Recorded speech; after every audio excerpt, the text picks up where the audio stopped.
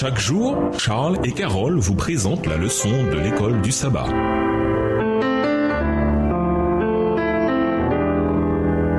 Bienvenue à votre émission Dieu nous parle. Nous voilà la leçon de vendredi. Pour aller plus loin, nous vous invitons à lire dans le livre Patriarches et Prophètes le chapitre L'idolâtrie au Sinaï, livre écrit par Ellen G. White. Cette semaine, la leçon se consacre particulièrement à l'œuvre que Dieu fait dans chaque croyant. Le Seigneur peut faire en nous au-delà de tout ce que nous demandons ou pensons. Éphésiens 3, le verset 20. Ne nous focalisons pas sur nous-mêmes et ne satisfaisons pas nos désirs personnels, car cela mène à l'idolâtrie. Fixons plutôt notre attention sur Dieu et sa puissance. C'est lui qui donne la force, qui conduit à une vie nouvelle et victorieuse. Philippiens 4, verset 13, Jude 1, les versets 24 et 25. D'ailleurs, le châtiment d'Horeb était dicté par l'amour aussi bien que par la justice. Dieu est le gardien de son peuple, autant qu'il en est le souverain. S'il retranche les pécheurs endurcis, c'est de crainte qu'il n'en entraîne d'autres à la ruine. Si Dieu a épargné par exception la vie de Caïn, c'est pour démontrer à l'univers ce qui résulte de l'impunité du péché. C'est à l'influence de sa vie et de ses enseignements sur ses descendants qu'il faut attribuer la corruption qui appela la destruction du monde par le déluge. Plus ils vivaient longtemps, plus ils étaient corrompus.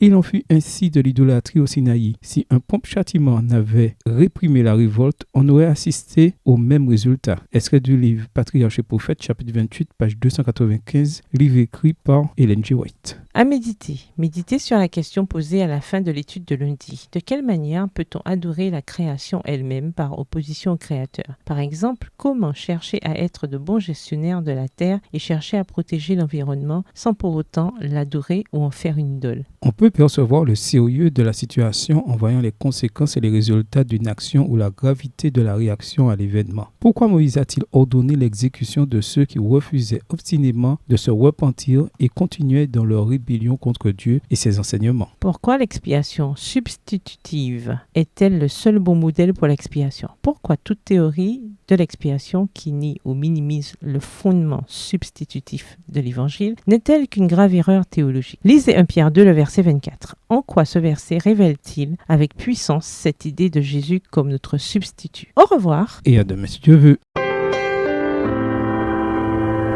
Dieu nous parle. Chaque jour, Charles et Carole vous présentent la leçon de l'école du sabbat.